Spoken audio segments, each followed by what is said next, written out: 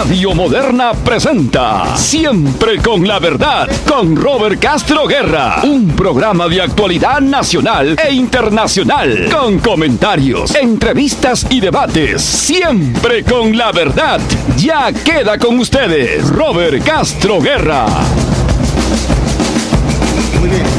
Amables oyentes de Radio Moderna 930 amplitud modulada, bueno, en este caso es Rodolfo Lara quien les habla porque es el primer programa y yo quería tomarme el atrevimiento de hacer uso de la palabra en principio para presentar a mi amigo y colega el doctor Robert Castro Guerra, que efectivamente inaugura aquí su programa Siempre con la Verdad. Ya dijimos durante los minutos anteriores que Robert Castro Guerra lo que pretende con este programa Siempre con la Verdad es hacer debate, análisis, entrevistas y también convocar a la audiencia de Radio Moderna sobre los temas de coyuntura, sobre los temas de actualidad.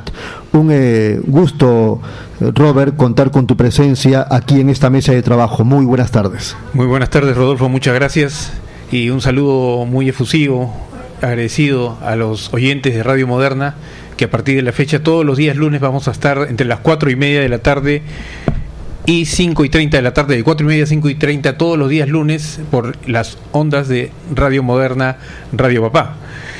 Agradecimiento también por el espacio que nos brindan, la oportunidad en estos momentos aciagos de la política nacional.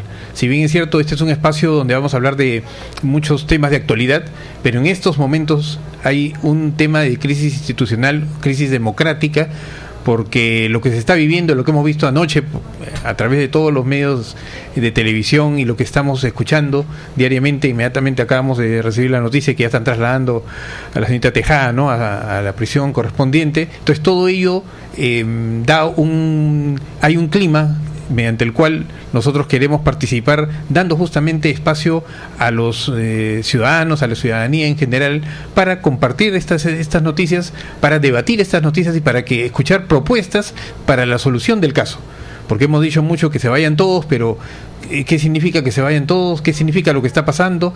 El Poder Judicial también está corrompido, la Fiscalía.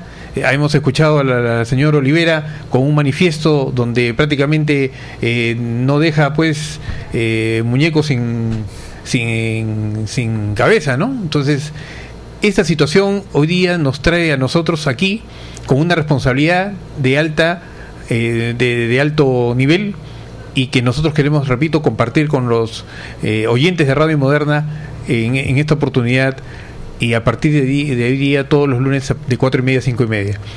Quiero, en primer término, vamos a hacer una suerte de organización del programa. Todos los días lunes, antes de empezar mi programa, vamos a hacer lectura de una editorial. Entonces he elaborado una editorial cuyo texto es el siguiente. Dice: La confianza de Noé.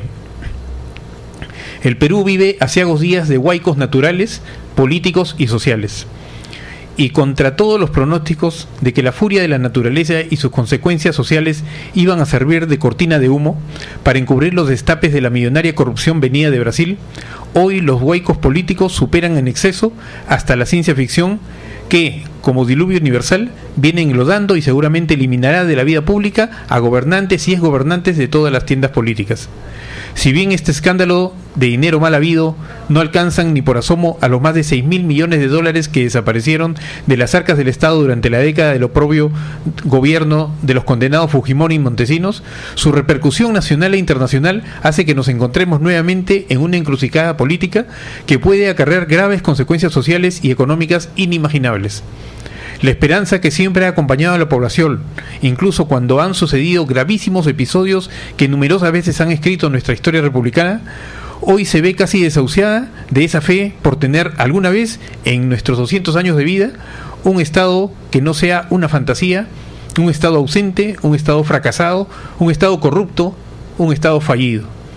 Somos un grupo humano proveniente de la mezcla de varias culturas que nos han legado territorio, tradición, identidad y aspiraciones comunes, que hace casi 200 años impusieron una organización llamada República, con la que aspiramos, con planificación y proyectos, una convivencia pacífica y de permanente desarrollo, para un programa conjunto que nos garantice sobre todo el bienestar general con satisfacción personal. Sin embargo, esa expectativa, a puertas del Bicentenario de la República, pese al esfuerzo y hasta sangre derramada por millones de peruanos, a la luz de nuestra realidad, viene obteniendo un resultado adverso que solo puede llamarse, repetimos, Estado fallido. Que se vayan todos, se escucha en las calles, pero ¿quiénes deben irse? ¿Quiénes se quedarán? Pues que se vayan todos los corruptos y que quedemos quienes, como cualquier peruano honorable y patriota bien nacido, hagamos juntos el esfuerzo por esa gran nación por la que lucharon los precursores de la independencia hace más de 200 años, o héroes como Grau que dieron su vida por el sueño de un Perú grande, libre y democrático. Ojalá entonces que el diluvio de denuncias de corrupción que llueven a todos los corruptos y para siempre, se lleven a todos los corruptos y para siempre. Pero ojalá también que surja un Noé que nos guíe en la construcción de esa gran arca, donde solo nos quedemos quienes de verdad amamos esta bendita tierra llamada Perú. Nuestro país es un enfermo endémico, no resiste más, como dijo Manuel González Prada a fines del siglo XIX, donde se pone el dedo, salta la pus. Por ello, lo primero que tenemos que pensar es en buscar recuperar la confianza entre nosotros mismos, la confianza de Noé cuando eligió a los que iban a poblar la tierra luego del diluvio. Sí se puede. Para ello, acciones de largo, mediano y corto plazo tenemos que ejecutar. A largo plazo, todo un efectivo y democrático proceso educativo de valores. Dentro de una generación, más o menos 25 años, veremos los resultados. A mediano plazo, un nuevo pacto social que grafique una nueva visión de país, una nueva misión de ser peruano, una nueva constitución política que contenga una nueva estructura del Estado y nuevas instituciones sociales y de representación que permitan el desarrollo de la identidad del ser peruano en un mundo que, pese a estar marcado por el individualismo y algunos brotes de nacionalismo retrógrada, tiende a una verdadera globalización. A corto plazo, en el Poder Judicial asuma su rol de poder moral de la nación y por ende primer poder del Estado. Entonces, en la coyuntura es preciso la toma radical de decisiones judiciales como la inmediata detención de 3 expresidentes involucrados en graves denuncias por corrupción de la empresa Odebrecht. Y ojo, que no solo son 3 altas ex autoridades involucradas, sino muchas más y hasta actualmente en actividad. Y ojo también, y con el ojo más abierto digo yo, no solo es Odebrecht, sino cientos de empresas más que han usado la coima para hacer y deshacer con el dinero de todos los peruanos. Si no lo hacen, ya sabemos cuán implicados están también los jueces y fiscales. Si no lo hacen, el pueblo tiene las calles para hacer valer sus derechos. Como dijimos al principio, nos encontramos nuevamente en una encrucijada política que puede acarrear consecuencias sociales y económicas inimaginables. ¿Dispondrán la detención de Toledo, de García, de Humala? ¿Qué tan involucrado está el actual presidente, Pedro Pablo Kuczynski? ¿El Congreso aprovechará la coyuntura política para vacarlo? ¿Se adelantarán las elecciones? Son preguntas que esperamos pronta respuesta. Y ya que hablamos de un Noé que nos guíe, roguemos también para que Dios nos ilumine. Esta es la editorial del día de hoy, en nuestro programa inaugural de Siempre con la Verdad. Y como digo, la situación lamentable en la que se inaugura este programa nos obliga a tocar estos temas, graves temas, y también propuestas, así como son graves los problemas, tienen que también ser radicales las soluciones. Vamos a conversar en breve, en los siguientes minutos, con un invitado especial que está muy compenetrado con esta realidad social, que más allá de ser un especialista en narcotráfico, efectivamente, como es Jaime Antesana, es también un analista político, porque ha abarcado ya casi todo el tema de la realidad política y social de nuestro país.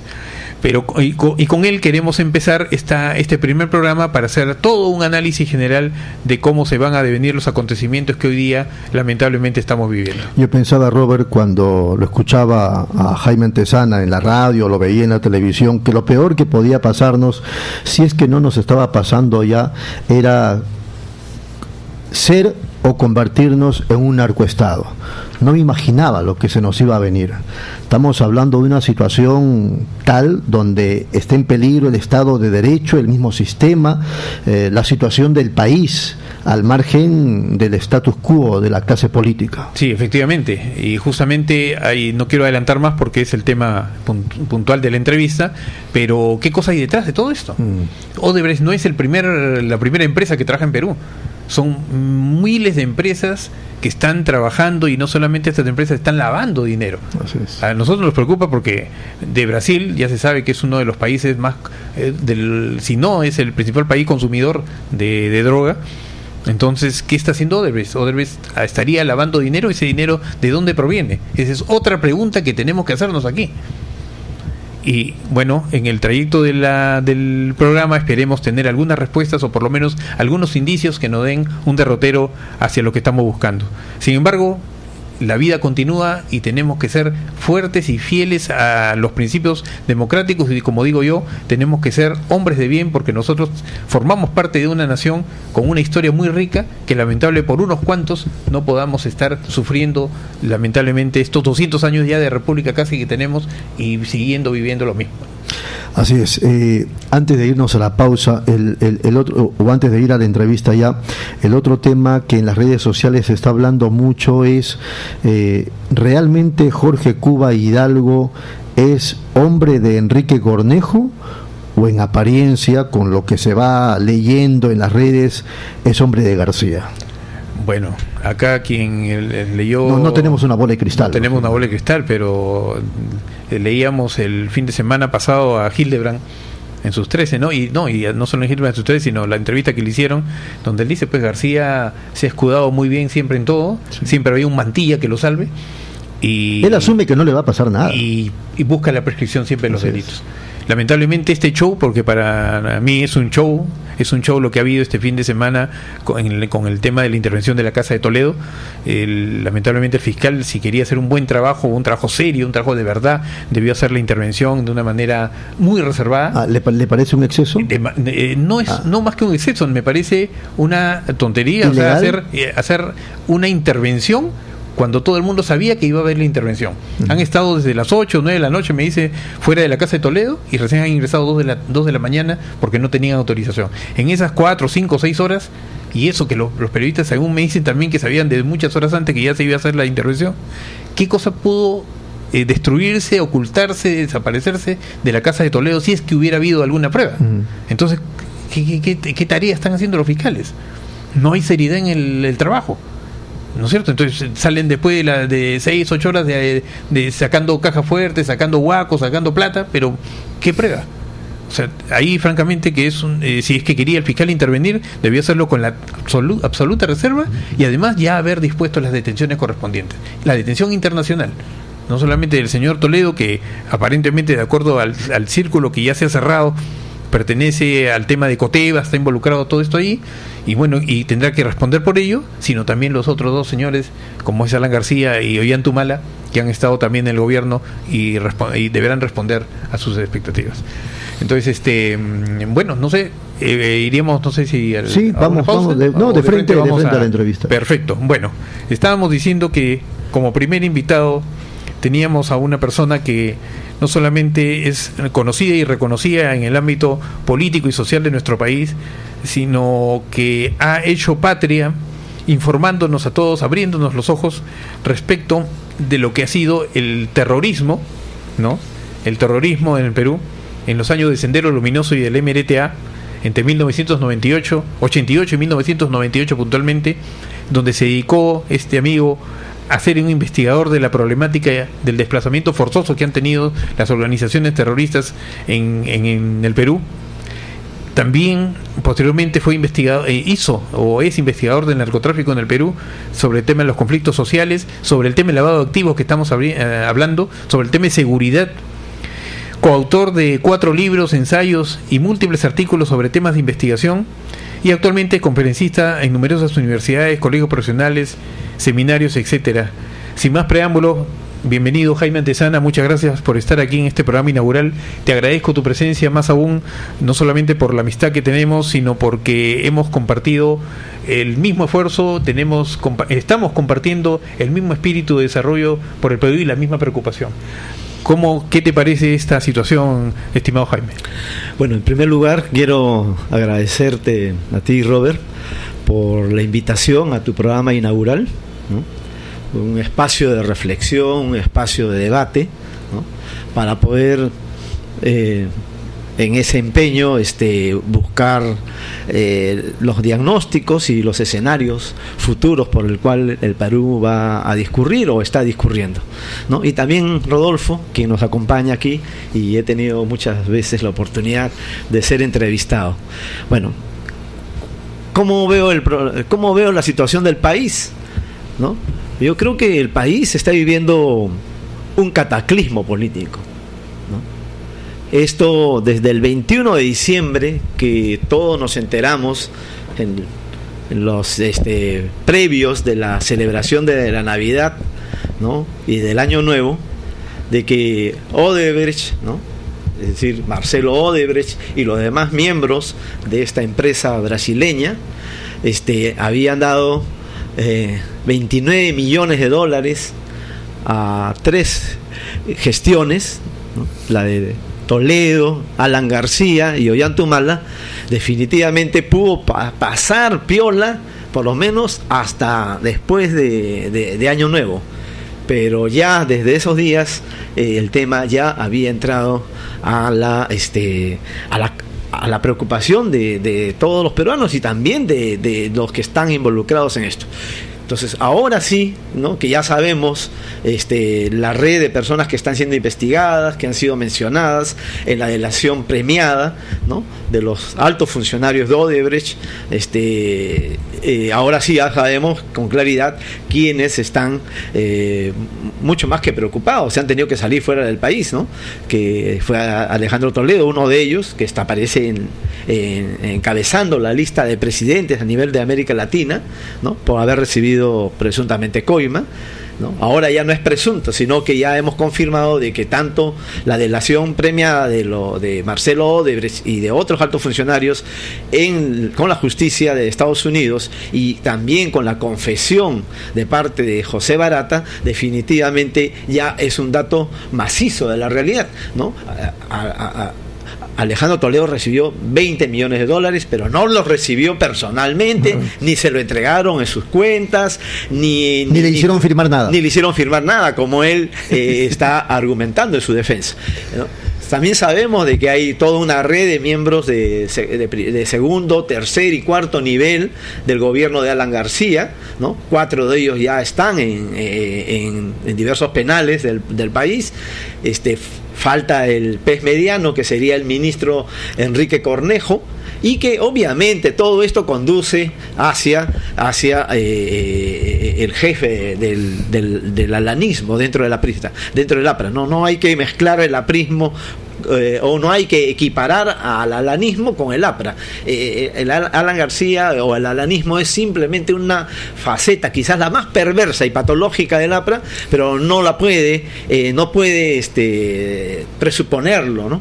Entonces, todo el mundo sabe que esto conduce definitivamente a Alan García, ¿no? Ahí hay 8 millones de dólares, ¿no? Que ya están demostrados que entraron a diversas...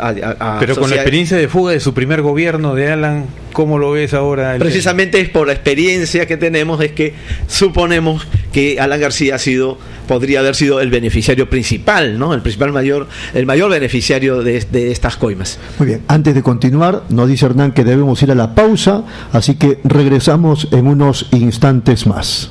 Continuamos siempre con la verdad. Estamos con nuestro amigo Jaime Antesana, analizando sobre la coyuntura política del país y fundamentalmente sobre estos hechos lamentables que estamos viviendo respecto de la alta corrupción que hay que se habría ya detectado no solamente en un solo gobierno, sino esto ha trascendido por varios gobiernos. Jaime, te preguntaba respecto de la participación de García, y me preocupa mucho la intervención de la Fiscalía, porque no solamente ha habido este tema que critico yo de una falsa sorpresa respecto a la intervención de la Casa de Toledo, sino por el acuerdo previo que supuestamente ha hecho con Odebrecht, ¿no? Y todos sus allegados, a fin de que ellos, bajo esta supuesta delación que van a hacer o información, nosotros tengamos pues que estar a la expectativa de lo que ellos decidan y no darnos toda la información completa. Efectivamente, yo creo que sí estamos asistiendo a un proceso en cámara lenta, ¿no? Porque la orden de arresto nacional e internacional de Alejandro Toledo está anunciada desde hace más de una semana, ¿no? La República publicó un largo informe con muy buena fuente de información que no ha sido negada por el Ministerio Público, y que decía que ya se alistaba la orden de arresto nacional e internacional de Alejandro Toledo.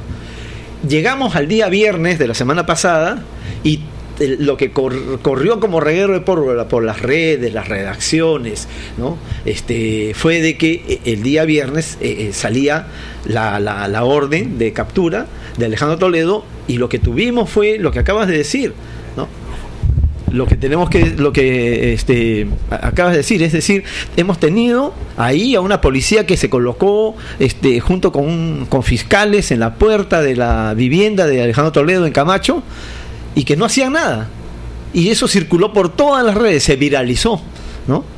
Entonces, y después, y no hubo, lo que hubo es allanamiento en la madrugada, 8 horas, más de 8 horas, se llevaron 2 cajas de cosas. Después nos han dicho que se han llevado también algo de oro, papeles, etcétera, huacos. No entiendo para qué es eso, ¿no? Y y eso en un contexto sin producirse la orden de detención. Claro. Seguimos el día sábado. Todo el mundo anunciaba de que el sábado salía la orden de captura, y no salió la orden de captura.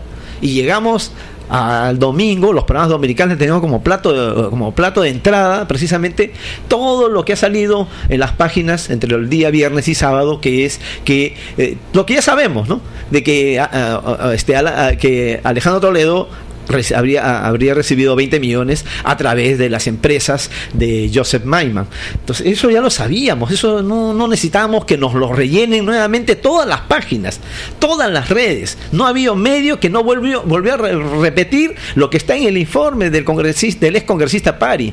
Entonces, nuevamente nos entretenieron, ¿no? Estuvimos ahí totalmente entretenidos el fin de semana, en suma, con la intervención de Alejandro Toledo diciendo que él es inocente, y su mujer lanzando una subliminal amenaza a PPK.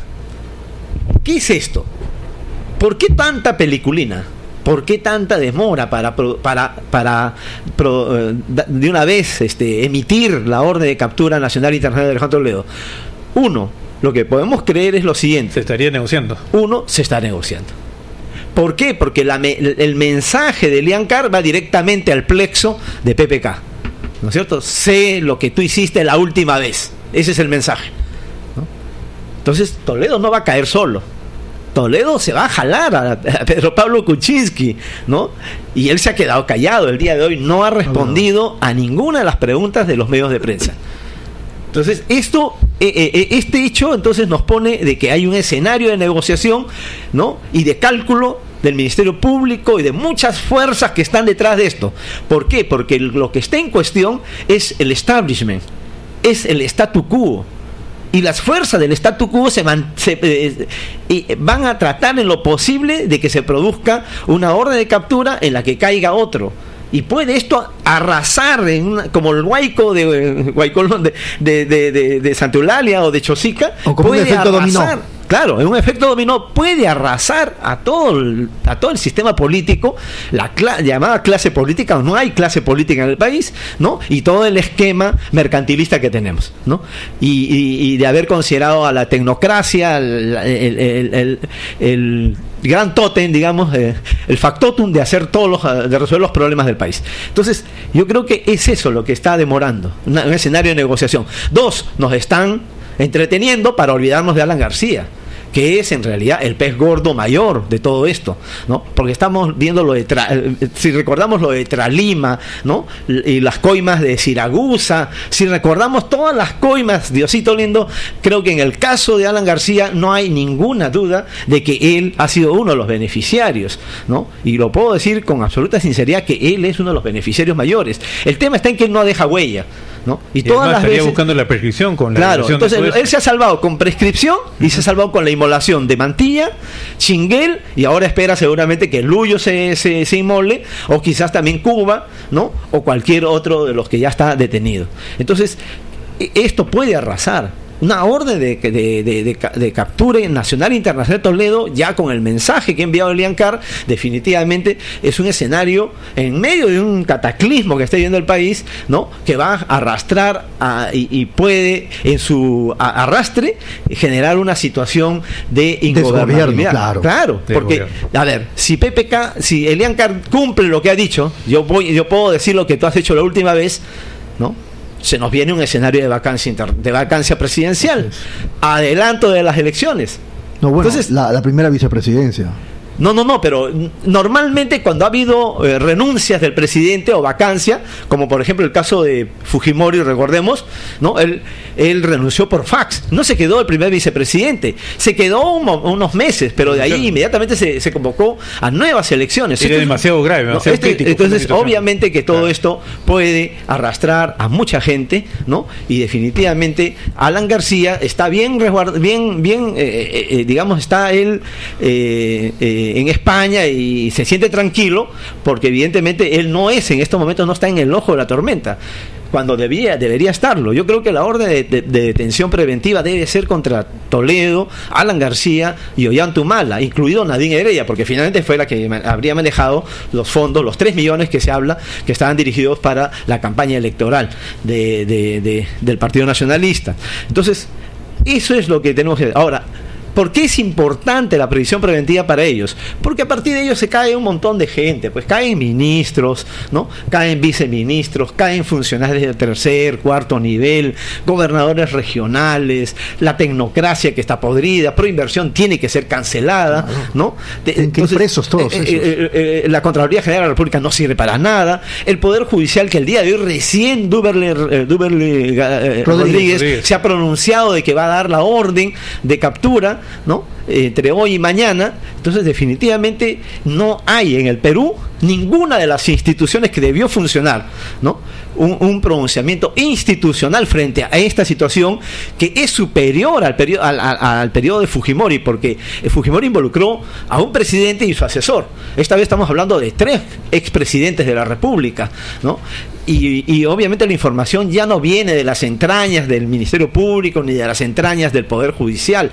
La información viene de la justicia de los Estados Unidos y de Brasil. Por lo tanto, la hecatombe, este cataclismo político que está viviendo el país va a seguir. Nadie lo va a poder parar. Esto no se puede controlar. En este contexto, ¿quiénes se fortalecen? ¿El fujimorismo, los grupos violentistas o los militares? Bueno, los grupos violentistas no existen. Por lo tanto, no hay Sendero, no hay MRTA, ¿no? Ellos están, Senderos está en un proceso de reconstitución, ellos no van a participar, quizás puedan acumular más en su etapa de reconstitución y crecimiento, ¿no? MRTA no existe, a muchos de sus miembros después de la autodisolución del MRTA han pasado a diversos grupos de izquierda, ¿no?, para crecer y participar del sistema democrático. O sea, llegan al sistema democrático cuando el sistema democrático está haciendo implosión, ¿no? El sistema democrático está mostrando sus debilidades, ¿no?, y en general el régimen político. Ahora, sí, el fujimorismo puede ser beneficiario. Yo creo que lo que más le convendría a Keiko es un escenario de vacancia presidencial, producto no de una correlación mayoritaria que es la que tienen ellos en el Congreso, sino producto de que Toledo lo jala de la corbata a PPK, ¿no? Y ahí sí se produciría una vacancia no promovida por el fujimorismo, sino por las acusaciones que podría tener él, ¿no? Entonces, definitivamente eso provocaría un adelanto de las elecciones. ¿Lo de los militares está muy lejano? Los militares no tienen nada que hacer, ¿no? Lo único que están haciendo los militares es aparentar que luchan contra algo en el BRAE, pero están ahí protegiendo el narcotráfico, ¿no? Entonces el narcotráfico es grosero lo que está pasando en el país, ¿no? El narcotráfico está boyante, está operando desenfrenadamente, con una plena libertad en la zona donde se produce más de 200 toneladas de clorhidrato de cocaína, y las Fuerzas Armadas están ahí sin hacer absolutamente nada. Y eso era lo que conversábamos, justamente quería llegar a ese punto que lo había comentado en la editorial, ¿no? ¿Qué cosa hay detrás de los dineros de Odebrecht? Porque no solamente estamos hablando de pago de coimas, de inversiones entre comillas, pero ¿quién invierte allí? Hemos hablado en interno contigo respecto de las carreteras que se han construido, que se están construyendo. ¿Estas carreteras para qué sirven? ¿Qué consideras tú que puede estar pasando allí? A ver, yo creo que el problema de Odebrecht, si bien lo más saltante, ¿no? Y lo que está produciendo una crisis institucional del Estado peruano y de la clase política que ha estado dentro del Estado peruano, es lo más importante. Sin embargo, yo creo que esto tiene una relación con el narcotráfico. Todas las carreteras que ha construido Odebrecht o Camargo Correa o Andrade, ¿no? Otra de las empresas, OAS, ¿no? En consorcio y en varias formas de alianza, ¿no? Empresarial, todas están beneficiando al narcotráfico. La carretera que dijo el puente de la amistad, ¿no? Que llamó Toledo el día de ayer, que es el puente grande que une Madre de Dios con la frontera de Pando y Iñapari, que ya es Brasil. Esa es la interoceánica. Esa interoceánica no permite al Perú sacar ni una sola piña a Brasil, ni un solo kilo de cacao, ni un solo kilo de café, nada. Solamente ha facilitado el tráfico de la cocaína por esa autopista inmensa, ¿no? Que conduce a Iñapari. Entonces les ha facilitado las cosas a los narcotraficantes. Y esos son testimonios que yo he recogido en el campo. O sea, hay inversión y el Estado ha pagado para hacerle la carretera para su tráfico de drogas. Para facilitar el tráfico de la droga. No ha sido concebido directamente para eso, pero nada en esta vida es casual. Nada. ¿no? Claro. Si tú haces una carretera enorme entre Macusani, ¿no? Que es la capital de Carabaya, Sangabán, Mazuco, Puerto Maldonado, se tira hasta Iberia, llega a Pando, a Bolivia, pasa Iñapari y solamente beneficia al tráfico de la cocaína, te tiene que hacer de pensar, ¿no? O sea, yo estoy planteando una reflexión sobre este tema. Mientras, por ejemplo, la carretera central es una desgracia. Así es. O la del sur es una desgracia, no la tenemos bien hasta Ica, ¿no? Entonces, ahora, veamos otra carretera, la carretera que se ha construido de Paita a Yurimaguas. Y yo justamente estuve el año 2015 haciendo una investigación de campo, el mapa de la coca en Yurimaguas, que es la provincia de Alto Amazonas, ¿no? Es un fuerte crecimiento, 4 pistas de aterrizaje en una sola provincia, un enorme potencial de crecimiento de la coca, ¿no? Totalmente marcado por el narcotráfico. Y hay una carretera, una autopista entre Yurimaguas y Paita. ¿Y qué es Paita? Es el puerto de salida de la cocaína. A ver, nos quedamos ahí, Jaime, unos minutos, pasamos al corte. Así es, continuamos siempre con la verdad, todos los días lunes a partir de hoy día, de 4:30 a 5:30. Y antes de proseguir con la entrevista interesante y muy importante de coyuntura que estamos haciendo con nuestro amigo Jaime Antezana, quiero agradecer a la empresa Naricitas. Naricitas, tu mejor opción en fiestas infantiles. Con ellos aprenderás con diversión y te divertirás aprendiendo. Y en horas locas, las mejores para tu quinceañero y matrimonio. Puedes comunicarte al 241-3083 o entrando a la página web www.naricitas.com o escribiendo a eventos@naricitas.com. Si quieres celebrar y que sea inolvidable, solo Naricitas te pone la diversión. Gracias, Naricitas, por confiar en este programa.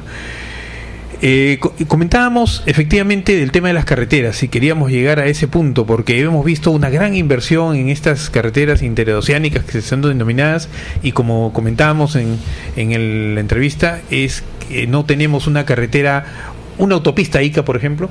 No tenemos de acá al norte, tampoco llegamos a Huacho, más allá, con una carretera que sea verdaderamente a la altura de lo que necesitamos en el país. La carretera central, un desastre, y tenemos estas vías que no necesitan, bueno, sí es necesario la carretera de penetración, pero no de la magnitud que se han construido, y menos por los servicios que se brinda. O sea, es mínimo los servicios y favorecen solamente a un pequeño grupo que estamos detectando acá, que sería del narcotráfico. ¿Qué otras vías has visto, además de los que ya conversabas, inclusive la de Paita? Bueno, yo estuve hace 2 semanas en Huancabamba, muy cerca de Ayabaca. Las dos son provincias de la Sierra de Piura que producen fuerte cantidad de amapola, del cual se extrae el látex de opio, una de las drogas que se está incrementando, expandiendo. Estamos hablando más o menos de 14 regiones con áreas de producción de amapola en el Perú, ¿no? Ya se ha equiparado al número de regiones de producción de coca. Claro, no es la misma dimensión, no es la misma proporción, pero ya son por lo menos en 14 regiones donde hay coca para la producción de cocaína y donde hay producción de amapola para el látex de opio, que es el insumo base para la heroína. Bien, ahí yo descubro que se ha construido una carretera que se llama Interandina. ¿De dónde? De Piura a Ayabaca y de Ayabaca a la frontera con el Ecuador. Una autopista. Y Ayabaca ni Huancabamba le venden ni un solo producto de intercambio, más allá de las cosas que se intercambian en puntos de frontera. No hay ningún producto que Ayabaca le pueda vender al Ecuador. No tenemos nada que venderle al Ecuador, más allá del intercambio individual, ¿no? De facilitar la salida de personas al Ecuador. Por ahí se han ido, la mayor parte de los que han fugado hacia el Ecuador, por ahí se han ido. Entonces, ¿y a quién más ha beneficiado? ¿Y quién es el principal beneficiario de esta carretera? Son los narcotraficantes. ¿Por qué? Porque la droga viene por Piura, sube hacia Huancabamba, de Huancabamba se va por el distrito Sondor, Jaén, San Ignacio, ahí entra hacia las Balsas, que es una salida hacia el Ecuador. Y la otra es de Huancabamba, Talaneo, las Huaringas, que es unas famosas lagunas, llega a Aragoto, donde está la carretera, la Interandina, y una señora autopista, ¿no?, enorme, para los mochileros que ahora transitan con camionetas y motos muy modernas, con ningún tipo de control. Todas estas carreteras que estoy señalando no tienen ningún tipo de control antinarcóticos. O sea, es libre. No porque te lo han contado, sino porque los has visto. No, porque yo soy investigador de campo. O sea, yo he estado en esa carretera. Yo digo, ¿y a quién beneficia? Entonces la gente dice, tenemos un elefante blanco. Así lo llama la gente. Es un elefante blanco que solo beneficia a los narcos. ¿Quién lo ejecutó? A través de una razón social muy enrevesada, está Camargo Correa. Entonces, todas las carreteras, con la excepción de obras que se han hecho como hidroeléctricas y otro tipo de obras, ¿no?, que sí están en otros puntos, pero todas las carreteras solamente han servido, actualmente sirven fácticamente solamente para el narcotráfico. Y han sido construidas por este grupo. Y han sido construidas por estas empresas brasileñas que están hoy precisamente en el nudo central de la tormenta, ¿no? De las coimas. En estos temas de ecopolítica nada es coincidencia. No, acá no hay coincidencia. Entonces, ¿en qué estamos en el tema del narcotráfico? Estábamos en el camino hacia el narcoestado, ¿no? Tenemos una narcobancada de 21 congresistas con 6 satélites, 6 gente que giran alrededor de algunos narcocongresistas, ¿no? O sea, ellos tienen una fuerza más o menos de alrededor de 27 a 29 congresistas, el narcotráfico, ¿no? ¿Estás especulando o estás afirmando? No, yo he sacado claramente los 21 narcocongresistas. El resto sabemos quiénes giran alrededor de ellos. Hay un congresista de Trujillo, hay otro congresista que viene de acá de Lima, ¿no?, que aparecen vinculados a la familia Fujimori en empresas, ¿no?, o que le dan visos de licitud. Entonces no hay ninguna invención. Hay otros que están muy cercanos a Joaquín Ramírez, ¿no?, investigado por lavado de activos, obviamente o con presunción del narcotráfico. Entonces ellos son los que están construyendo el narcoestado, ¿no? El narcoestado está en construcción en lo que se llama el copamiento del tejido institucional del Estado, que no es un copamiento coyuntural, es un copamiento estratégico y estructural de los organismos del Estado. Ya no solamente invierten en políticos, sino hasta ponen presidentes. Bueno, por el lado de las campañas, casi hubo un pequeño Pablo Escobar como candidato que no llegó, menos mal, al proceso propiamente electoral, ¿no? Fue retirado, pero tenemos por lo menos 5 candidatos presidenciales que han recibido el financiamiento del narcotráfico, ¿no? Y hemos tenido alrededor de 45 a 50 narcocandidatos, de los cuales hemos logrado tener 21 narcocongresistas. 14 de ellos están en Fuerza Popular. Y es esa narcobancada la que está construyendo el narcoestado, ¿no? Entonces, esos Perú, 14 todos de provincias. no, también son de Lima, por supuesto, son de Lima, de varias regiones del país, ¿eh? Estamos hablando de 14 regiones, ¿no? Incluido Lima, 15 regiones. Entonces, 14 regiones nada más son. Bien, entonces, esto es un enorme poder, ¿no? Por eso que Kenji está involucrado, Bueno, y Kenji tiene una investigación por la conversión de Limasa en IGL, ¿no es cierto? Y sus vinculaciones con la Sankyu Corporation, que es una empresa nipona, que los ha convertido a IGL en una transnacional peruana, ¿no? ¿Cómo? Han usado una serie de figuras bien complicadas de comprender para el común de la gente, pero lo real es que han pasado a tener millones de dólares y han pasado a ser parte de una sociedad con una transnacional japonesa. ¿Pero a qué se dedican? Almacén, grúas, estibadores, ¿no? Y contenedores. Es decir, dan servicio completo precisamente en el área clave del tráfico de la cocaína. ¿Qué están haciendo? ¿Están dando solo esos servicios?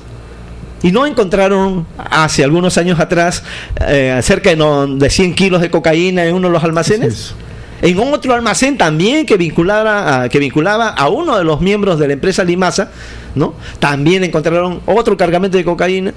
Entonces, por lo menos ahí tenemos, ¿no?, la legítima sospecha de que podría estar dedicándose a un negocio ilícito. Entonces, esto es narcotráfico, ¿no? O sea, si la Contraloría no investiga, la Procuraduría no denuncia, la Fiscalía no hace su tarea, más bien hace estos negociados y dilaciones. El Poder Judicial, que recién ahora el presidente se ha manifestado, ¿qué esperamos?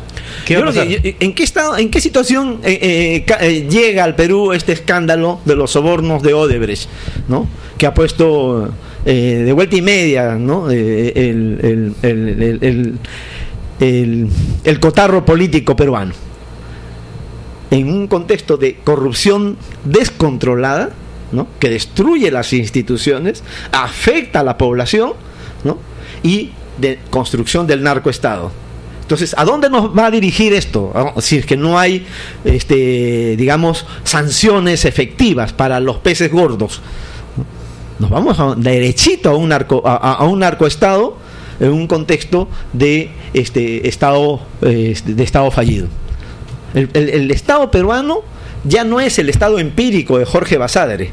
Jorge Basadre aludía que el Estado peruano era un estado empírico. Hoy es un Estado podrido, ¿no? Yo le he agregado un Estado zombie. ¿Por qué? Porque camina sin rumbo y haciendo piltrafas, ¿no? Entonces, si no tenemos rumbo, esto ya no es país. Jaime. La aspiración, el anhelo de una nación peruana, a pocos años del bicentenario, parece desmoronarse. Jaime, vamos a una pausa comercial y seguimos con el programa inmediatamente.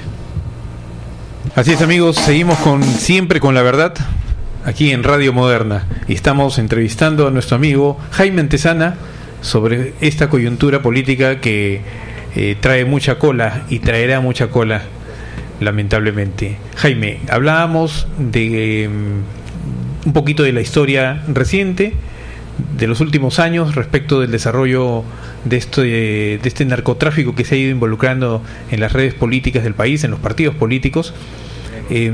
Sabemos qué cosa es lo que está pasando ahorita con Odebrecht. Casi todos los peruanos, o la mayoría, está enterado por los escándalos. Es una cuestión ya que no se puede tapar. ¿Qué cosa le espera al Perú? ¿Qué alternativas tiene? ¿Qué le espera al ciudadano de a pie si no ve una solución inmediata y, como cree el ciudadano, de acuerdo a las encuestas que estamos viendo, quiere que se vayan todos, como por decir, ¿no? ¿Qué cosa crees que pasa en el país? Uno, yo quisiera que en realidad la ciudadanía asuma esa frase, que se vayan todos. Si el peruano común y corriente que está escuchando este programa dice que se vayan todos, entonces es el momento de salir a las calles, ¿no? Porque esto no lo resuelve el Poder Judicial. Vemos mucha timidez, ¿no? Se ha dedicado a hablar de las rondas hasta la semana pasada el presidente del Poder Judicial. ¿O hay también están involucrados en este Pero por supuesto que sí. Todo eso. Son parte del problema. Son parte del sistema. No son parte de la solución, ¿no? no veo yo que del Ministerio Público, que está haciendo tanta peliculina en torno al allanamiento, ¿no? Dándole tiempo a Toledo para que ya no esté en París, sino de repente ya está en Israel, ¿no? Le está dando tanto tiempo. Obviamente lanzamos la hipótesis de una negociación. Entonces, lo que yo creo es que el país tiene que decir que se vayan todos. Eso es lo que tiene que ocurrir. Antes de que pase la hoja, como pasó la hoja de Montesinos y siguió todo igual. No pasó la hoja. Los dos están presos. Pero más allá de quién está preso, la corrupción o todo este sistema, todo este sistema corrupto continúa. Claro, no con las mismas personas, pero con otros. Sí, es cierto. Pero continuaron con quienes encarnaron la lucha supuestamente contra la corrupción, contra la mafia montesinista, contra la mafia fujimorista. Por eso se fortalece el fujimorismo ahora. Claro. Entonces lo que tiene que ocurrir es que se vayan todos, ¿no? Porque no puede quedar. Si queda Alan García, esto continúa. Si queda Ollantumala en su casa, ¿no? Y su mujer trabajando en la FAO y firmando mensualmente, ¿no? Porque eso es lo que tiene que hacer, no va a pasar nada. Si se queda Toledo en Israel, a pesar de una orden internacional y nacional de arresto, no va a pasar nada. Entonces, la única manera que el Perú tiene que dar un mensaje realmente para poner fin a una corrupción que viene de la colonia, esto es la República simplemente ha sido el autodesarrollo de una de las herencias de la colonia, ¿no? Hay muchas otras herencias que continúan, como el racismo, la discriminación, ¿no? El abuso, ¿no? Igual la corrupción es justamente lamentablemente una de las herencias de la colonia. Bolívar ya promovía una ley anticorrupción. Así es, por supuesto, porque todo el libro de González Prada que has mencionado en tu editorial es clarísimo, ¿no? Hoy, cuando ponemos el dedo, ya nos salta la pus, ¿no? Y ya saltan carne. Ya salta sangre, ¿no? Ya no hay, porque la crisis ha llegado a los tuétanos. Ha hecho metástasis el narcotráfico y la corrupción, ¿no? Que no son lo mismo. Mucha gente confunde corrupción con narcotráfico. No, el narcotráfico más o menos aparece en estas tierras en la tercera década del siglo XX. Y de ahí se vuelve un factor estructural de corrupción. Corrompe policías, políticos, fiscales, jueces.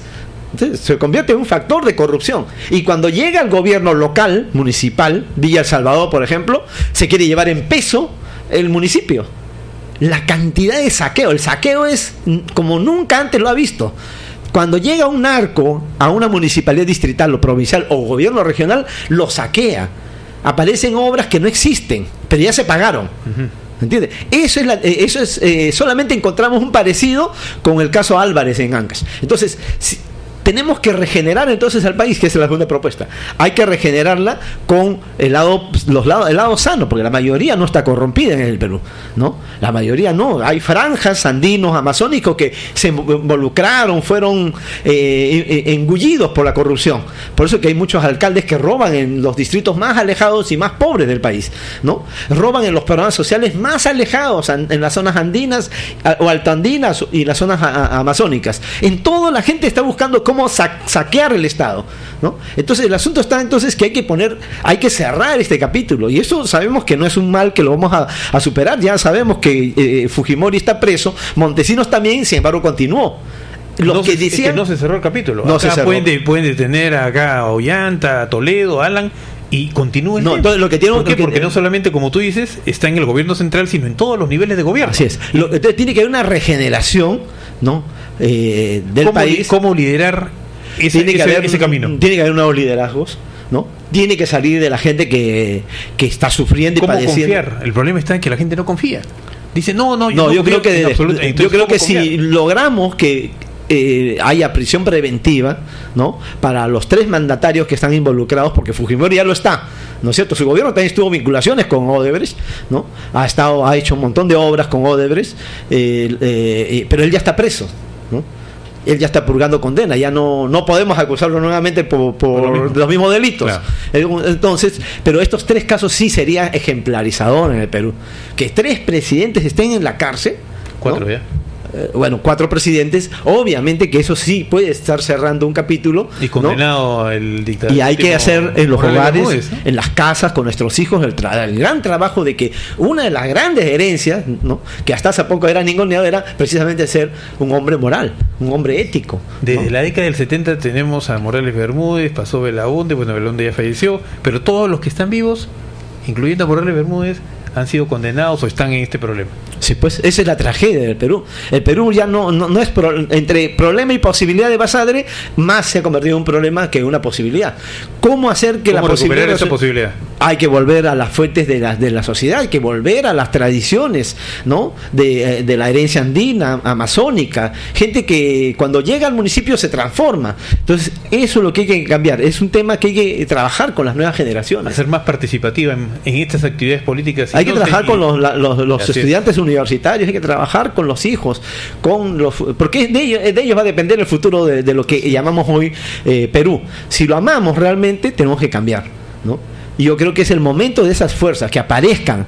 Si no aparece, va a cumplirse lo que Hildebrand ha dicho, de que Alan García va a permanecer tranquilo y va a pasar nuevamente este episodio como uno más, ¿no?, donde él empieza a decir ratas a otros, ¿no?, mientras él tiene la cola más larga, ¿no? Va a aparecer diciendo mega corruptos, cuando el mega corrupto y el ego y el cinismo colosal está de ese lado. Entonces, ese es el Perú. Ese es el Perú que hay que evitar, ¿no? Entonces, la única manera es para dar al traste con todo este periodo, es que debemos cancelar poniendo a ellos donde deben estar, ¿no? Si no, el país no va a cambiar. Ahora, ¿qué escenarios se abren? Yo lo que creo es que no debe abrirse un escenario de vacancia y adelanto de elecciones. Pero si eso ocurriera, finalmente tendría que ser siguiendo los mecanismos institucionales, ¿no? Hay mecanismos constitucionales que deben seguirse, ¿no? Sin embargo, yo sé que si se abre un escenario de vacancia, de hecho que se adelanta a las elecciones, ¿no? Y va a sacar provecho de eso el Fujimorismo. Claro. Entonces, lo que hay que tratar es de que las fuerzas que estamos a favor de un cambio radical en el país pueda ir por los cauces institucionales que la democracia tiene, ¿no? Eso es lo que habría que propender, pero evidentemente si se produce estallido, yo creo que están también evitando la dación de la orden de arresto de Toledo para que no haya un gran... Arrastra todo. Claro, porque va a movilizar la gente va a salir a la calle, ¿no?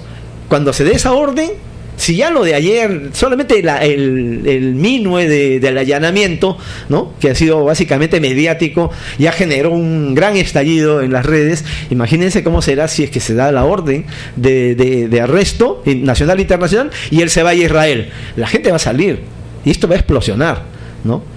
Hay miles de gente que están a la espera de qué es lo que va a resultar de todo esto, ¿no? Y obviamente que están igual que nosotros, que no creen pues en el Poder Judicial, ni en el Ministerio Público, ni en la Contraloría, que tiene los casos archivados ahí, ¿no? Y el saqueo de las arcas del erario nacional continúan arriba, abajo y transversalmente, ¿no? Y para terminar tu análisis, ¿cómo ves el comparativo con los otros países donde también está involucrado este problema de Odebrecht? Bueno, algunos países han dado señales más claras. El pronunciamiento en Brasil ha sido claro del Poder Judicial. El Poder Judicial se ha decidido limpiar ese país. Y eso no lo estamos viendo acá. Y no lo estamos viendo de parte del fiscal de Nación. Es muy difícil pues llegar a los peces gordos. ¿Cómo un fiscal va a decirnos eso? Tenemos la firme voluntad de que todos los que estén involucrados vayan a la cárcel. Uh-huh. Ese es el mensaje que debe dar un fiscal de la nación. No, es muy difícil, Timorata, pero vamos a llegar, ya esperen. No es así, estamos esperando solo una orden de detención preventiva, que no es la cárcel, no es ninguna sentencia. Esa declaración me hizo acordar cuando Fuad Curi, Contralor, dijo que la corrupción ya los había rebasado.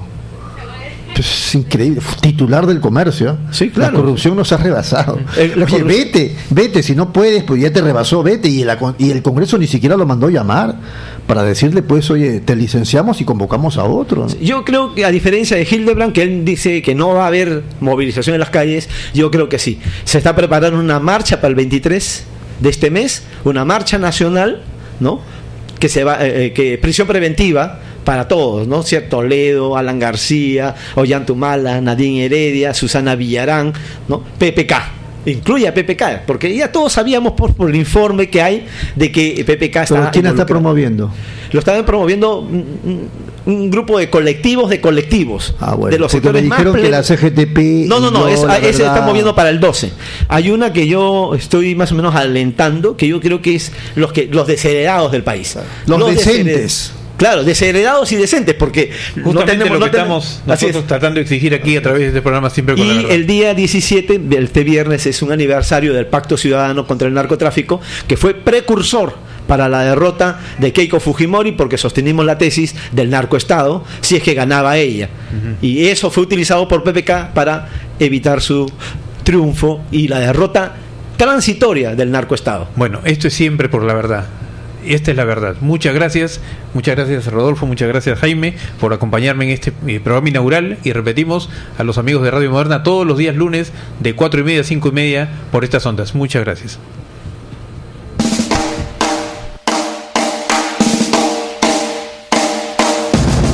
Radio Moderna presentó Siempre con la Verdad con Robert Castro Guerra, un programa de actualidad nacional e internacional con comentarios, entrevistas y debates. Siempre con la Verdad. Nos encontramos la próxima semana.